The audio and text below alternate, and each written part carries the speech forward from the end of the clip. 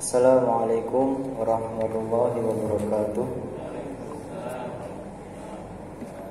Innal hamdalillah nahmaduhu wa nasta'inuhu wa nastaghfiruh wa natubu ilaih wa na'udzu billahi min shururi anfusina wa min sayyiati a'malina may yahdihillahu fala mudilla lahu wa may yudlil fala hadiya lahu asyhadu an la ilaha illallah wahdahu la syarika lahu wa asyhadu anna Muhammadan 'abduhu wa rasuluh. Allahumma shalli ala Muhammad wa ala ali Muhammad. Alhamdulillah jamaah salat Isya yang salat dirahmati Allah SWT. Segala puji bagi Allah yang sampai saat ini masih memberikan kita nikmat kesehatan, nikmat kesempatan, nikmat iman dan Islam, sehingga kita bisa melaksanakan kewajiban kita sebagai laki-laki, yaitu melaksanakan salat Isya secara berjamaah. Salat dan salam mari kita haturkan kepada junjungan kita Nabi Muhammad SAW. Mudah-mudahan kita bisa istiqomah dalam menjalankan sunnah beliau dan kelak mendapatkan syafaatnya dari kiamat. Amin. Jamaah salat Isya yang dirahmati Allah SWT, beberapa waktu yang lalu saya menyampaikan sebuah kutub atau nasihat untuk diri saya pribadi terutama tentang pentingnya mencari sahabat atau memiliki sahabat yang soleh, karena sejatinya sahabat itulah yang bisa membersamai kita atau bahkan bisa memberikan syafaat kepada kita di yaumil kiamah. Kalau saat ini kita belum memiliki sahabat yang soleh atau sahabat yang baik, maka carilah mulai dari sekarang. Atau jika lingkungan kita saat ini lingkungan yang negatif, pindahlah ke lingkungan yang positif yang bisa memberikan kita untuk menuju pada kebaikan. Nah, jamaah yang dirahmati Allah SWT, ada sebuah kisah yang luar biasa dari para salafus saleh, terutama Imam Syafi'i rahimahullah. Jadi jamaah, Imam Syafi'i itu berteman akrab dengan Imam Ahmad bin Hanbal. Walaupun Imam Ahmad itu murid dari Imam Syafi'i, tetapi mereka bersahabat sangat dekat. Bahkan Imam Ahmad itu setiap berdoa itu tidak pernah melepaskan, tidak pernah lupa untuk menyebut nama Imam Syafi'i rahimahullah.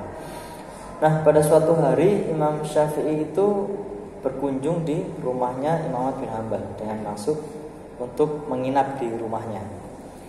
Nah, jamaah, ketika Imam Syafi'i berkunjung, makan malam, lalu tidur dan juga sholat subuh, pagi harinya anaknya Imam Ahmad itu berkata kepada ayahnya, "Wahai ayah, apakah ini Imam Syafi'i yang senantiasa engkau sebut-sebut dalam doa?"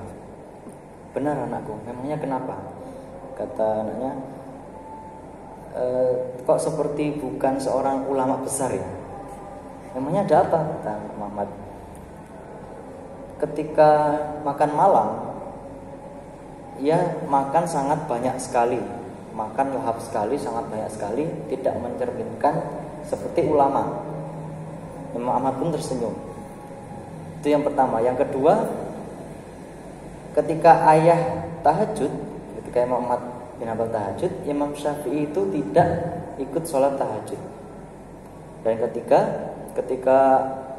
melaksanakan sholat subuh, Imam Syafi'i itu tidak wudu, jadi langsung sholat. Setelah bangun tidur langsung sholat, tidak wudu. Kata Imam Ahmad, "Wahai anakku, tanyakanlah langsung kepada Imam Syafi'i." Lalu anaknya Imam Ahmad pun menanyakan hal itu kepada Imam Syafi'i. Lalu Imam Syafi'i menjawab dengan tersenyum, "Wahai anakku, sesungguhnya di tempat ini makanan yang paling halal, yang paling thayyib, yang paling berkah adalah makanannya ayahmu, yaitu makanannya Imam Ahmad bin Hanbal. Makanya ketika makan malam saya habiskan makanannya semua." Gitu. Jadi Imam Syafi'i itu menganggap bahwasanya di tempat itu makanan yang paling berkah itu adalah makanan di rumahnya Imam Ahmad bin Hanbal. Makanya jemaah sekalian, mengapa demikian? Karena makanan atau minuman yang kita makan atau mungkin anak-anak jamaah sekalian makan, cucu-cucu jamaah sekalian makan, itu sangat berpengaruh karena makanan itu akan menjadi daging. Nah, ketika seorang anak diberikan makanan yang tidak halalan dan thayyiban atau mungkin mengandung unsur riba atau haram, maka itu akan sangat berpengaruh bagi anak tersebut. Makanya jangan salahkan anak kalau mereka itu nakal, keras kepala, sulit diomongin dan lain-lain. Mungkin karena makanan yang diberikan itu kurang halal atau kurang baik gitu. Makanya pada saat Abu Bakar diberikan makanan oleh budaknya, ketika baru dimakan ditanya, ini makanan dari mana? Budaknya menjawab, dulu ketika aku menjadi dukun, aku meramal seseorang dan ramalan itu benar. Lalu tadi aku bertemu dengan orang itu dan memberikan makanan. Jadi makanan itu diberi karena tahu budaknya itu dulu seorang dukun. Lalu sama Abu Bakar makanan itu langsung dimuntahkan. Itu langsung dimuntahkan semua makanannya. Bahkan dalam riwayat dicongkel oleh dengan tangannya.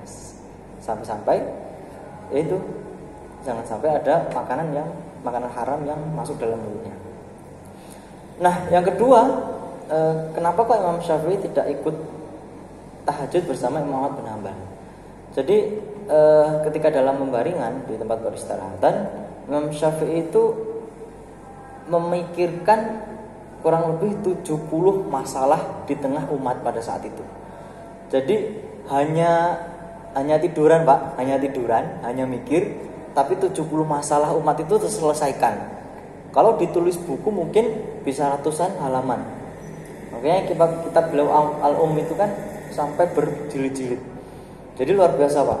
Ulama pada zaman dahulu itu karena ilmunya sangat luas, menulis buku itu bisa sangat banyak berjilid-jilid. Satu jilid bisa ratusan halaman sampai 10 jilid. Imam Nawawi itu menulis syarah Muslim.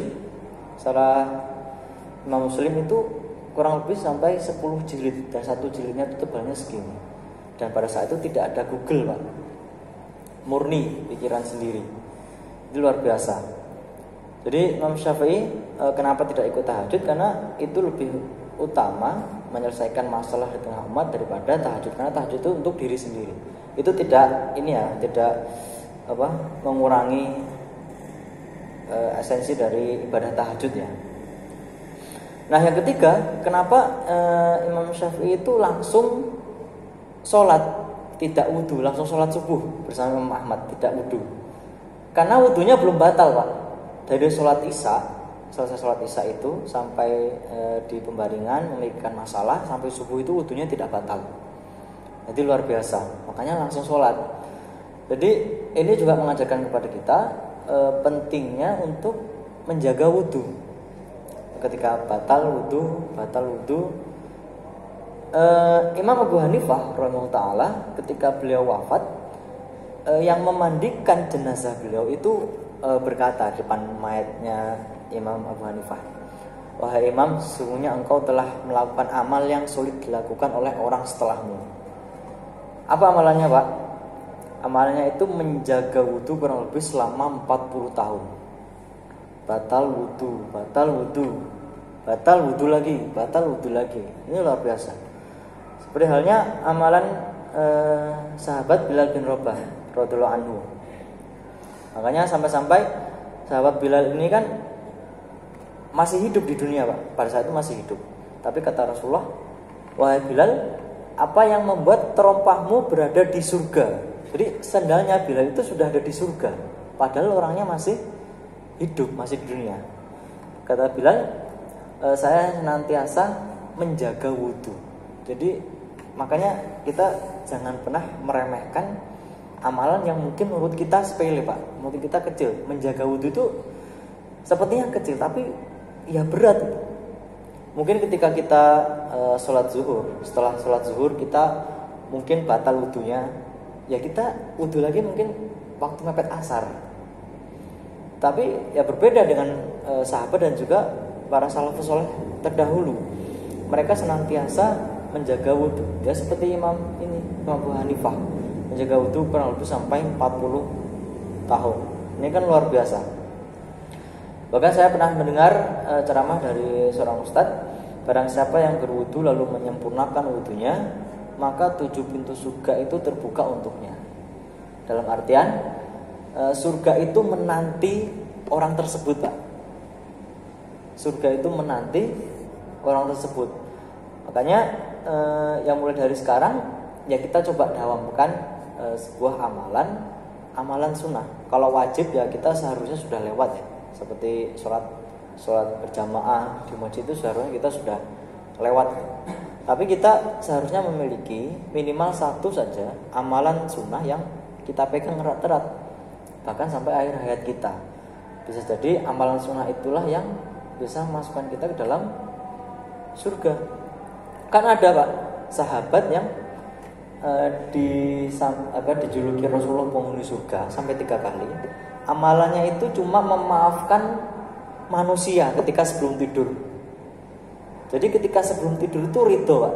Ridho dengan apa yang dilakukan oleh manusia yang ia temui pada saat itu, atau memaafkan semua orang yang berbuat salah. Cuma itu Pak amalannya. Tapi Rasulullah SAW